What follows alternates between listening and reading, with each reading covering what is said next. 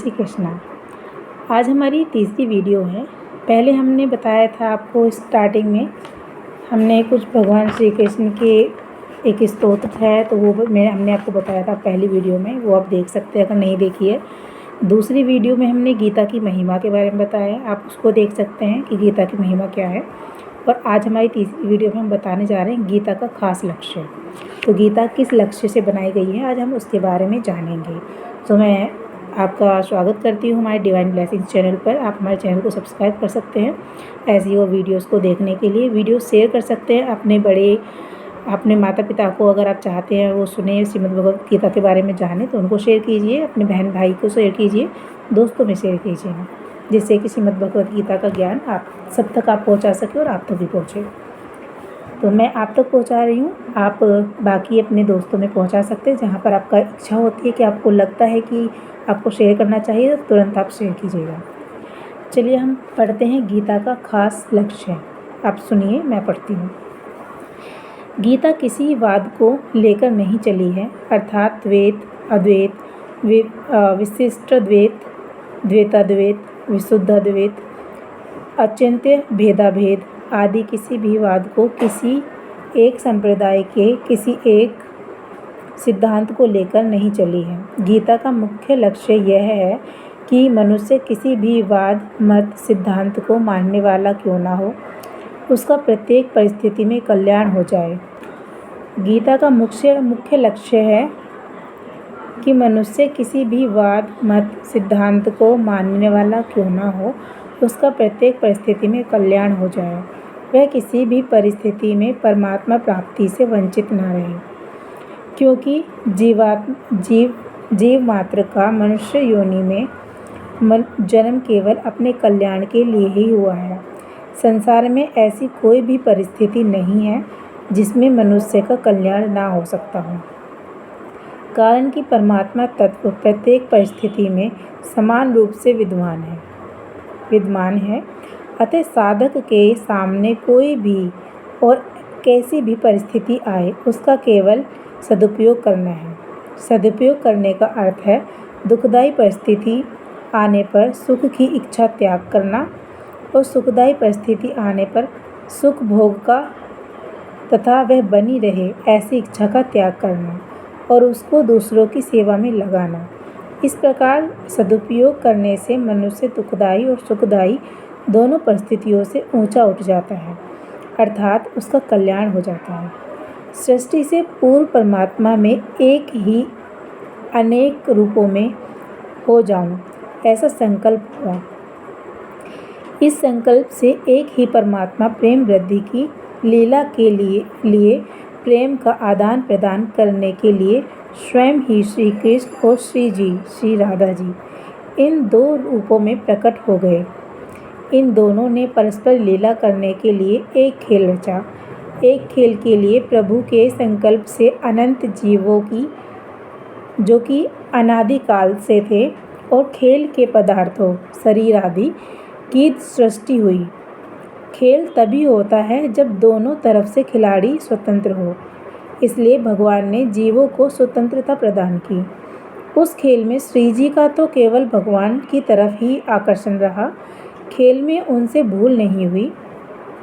अतः श्री जी और भगवान में प्रेम वृद्धि की लीला हुई, परंतु दूसरे जितने जीव थे उन सब ने भूल से संयोगजन्य सुख के लिए खेल के पदार्थों, उत्पत्ति विनाशशील प्रकृतिजन्य पदार्थों के साथ अपना संबंध मान लिया, जिससे वे जन्म मरण के चक्कर में पड़ गए। खेल के पदार्थों केवल खेल के लिए ही होते हैं, किसी के व्यक्तिगत नहीं होते, परंतु वे जीव खेल खेलना तो भूल गए और मिली हुई स्वतंत्रता का दुरुपयोग करके खेल के पदार्थों को, अर्थात शरीर आदि को व्यक्तिगत मानने लग गए। इसलिए वे उन पदार्थों में फंस गए और भगवान से सर्वथा विमुख हो गए। अब अगर वे जीव शरीर आदि उत्पत्ति विनाशशील पदार्थों से विमुख होकर भगवान के सम्मुख हो जाएं, तो वे जन्म मरण महान दुख से सदा के लिए छूट जाएं। अतः जीव संसार से विमुख होकर भगवान के सम्मुख हो जाएं और भगवान के साथ अपने नित्य योग, नित्य संबंध को पहचान लें। इसी के लिए भगवत गीता का अवतार हुआ है।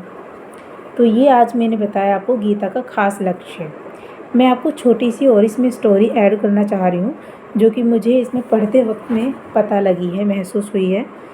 तो अभी लेटेस्ट आप सुन रहे होंगे कि ट्विन फ्लेम के नाम से बहुत सारी वीडियोस बनाई जाती हैं। तो ट्विन फ्लेम्स एक टॉपिक चल रहा है, वैसे ये ट्रू है, इसमें कोई झूठ नहीं है। यहाँ पे आपने सुना कि यहाँ पर भगवान श्री कृष्ण ने अपने अंग से ही श्री राधा जी को जन्म दिया, मतलब अपने आप से ही उन्होंने श्री राधा को बनाया। तो श्री राधा जी को बनाया और भगवान, एक तरफ भगवान श्री कृष्ण है, एक तरफ राधा जी हैं। भगवान श्री कृष्ण वो तो स्वयं ईश्वर हैं, तो वो ईश्वर हो गए और श्री राधा जी को एक शरीर दिया, तो दोनों में प्रेम संबंध हुआ। प्रेम संबंध का मतलब है श्री राधा जी भगवान श्री कृष्ण की ट्विन हो गई, ठीक है। तो वो दो हो गई ट्विन फ्लेम्स, जिनको हम कहते हैं। तो यहाँ पर इसकी स्टोरी क्या है, भगवान ने श्री राधा जी को स्वतंत्रता दे दी कि अगर उनको कहीं भी अपना संबंध बनाना है, रिश्ता बनाना है कहीं भी, तो वो जा सकती हैं, वो स्वतंत्र है उसके लिए। लेकिन भगवान श्री कृष्ण जब भगवान हैं, तो श्री राधा जी का जो आकर्षण रहा वो भगवान की तरफ ही रहा। तो इसलिए वो उनकी जो जर्नी रही वो सफल रही। माना कि उनकी शादी नहीं हुई, लेकिन उनका प्रेम सफल रहा। उसके बाद में फिर और चीज़ें उनकी लाइफ में आई, तो उसके बारे में हम आगे की वीडियोस में जानेंगे। तो छोटी छोटी चीज़ें मैं आपको ट्विन फ्लेम की जर्नी के बारे में भी इसमें ऐड करती जाऊंगी।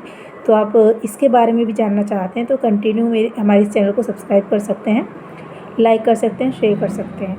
तो इस तरीके से ट्विन फ्लेम जर्नी की जो स्टार्टिंग होती है वो ऐसे होती है कि ईश्वर अपने में से ही एक अंश को निकालते हैं और उस अंश को स्वतंत्र कर देते हैं कि अपनी ज़िंदगी जी लें। वो बोलते ना, जी ले अपनी ज़िंदगी, एक आपने डायलॉग सुना होगा। तो उसी तरीके से उस अंश को बोलते हैं जी ले अपनी ज़िंदगी, वो स्वतंत्र होता है। तो भगवान उसको स्वतंत्रता देते हैं ये जानने के लिए कि ये मेरी तरफ आएगा या नहीं आएगा। तो वो जो अंश है जिसको स्वतंत्रता दे दी है, अगर वो भगवान के ही तरफ रहते हैं तो वो सही मार्ग पर हैं, सही रास्ते पर हैं। लेकिन अगर वो भगवान से अलग हो जाते हैं, वो भगवान की तरफ ना होकर वो किसी और जो चीज़ें धरती पर हमें मिली हैं, जैसे पैसा हो गया, हालांकि ज़रूरत के लिए तो ज़रूरी है, लेकिन और संबंध बना लिया या किसी और के साथ में रिश्ता बना लिया और बहुत सारे फिर रिलेशंस बना ली, उन सब में फंस गया, लेकिन भगवान को भूल गया। तो इस तरीके से क्या होता है, वो अपने रास्ते से भटक जाता है। तो इसी तरह से ट्विन फ्लेम की जर्नी होती है। अगर वो और चीज़ों में फंस जाता है, नए नए रिलेशनशिप बनाते रहते हैं, तो क्या होता है, वो फंस जाते हैं, वो अपने सही मार्ग पर नहीं होते हैं। लेकिन ईश्वर ने अगर उनको कोई उनका एक ट्विन दे दिया है, दिखा दिया है, और आपको पता चल गया कि वो उनका ट्विन है, तो अगर वो उसकी तरफ रहते हैं तो इसका मतलब वो ईश्वर की तरफ है।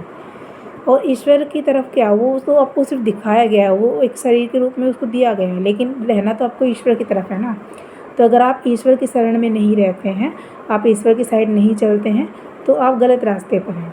और अगर आप ईश्वर की तरफ चल रहे हैं तो फिर आप सही रास्ते पे हैं। अगर आप ईश्वर की तरफ चल रहे हैं, आपका ट्विन आ रहा है नहीं आ रहा है उससे कोई फ़र्क नहीं पड़ रहा है, लेकिन आप ईश्वर की ही तरफ है, आ रहा है तो आप एक्सेप्ट कीजिए, जो कह रहा है कर लीजिए, कोई बात नहीं। इस तरीके से अपनी बुद्धि का इस्तेमाल करते हुए आप वो चीज़ें निर्णय लेते हैं, लेकिन भगवान की शरणागत रहकर ही आपको ये चीज़ें करनी होती हैं, उनसे हट के आपको नहीं करना होता है। अगर आप उससे हट के करते हैं और आप कुछ और चूज़ कर लेते हैं, भगवान को भूल जाते हैं और आप अपने ट्विन की तरफ ही भाग जाते हैं, या फिर उसको छोड़ के कहीं और रिश्ते बना लेते हैं, तो उसमें क्या होता है, फिर आप अपने मार्ग से भटक जाते हैं।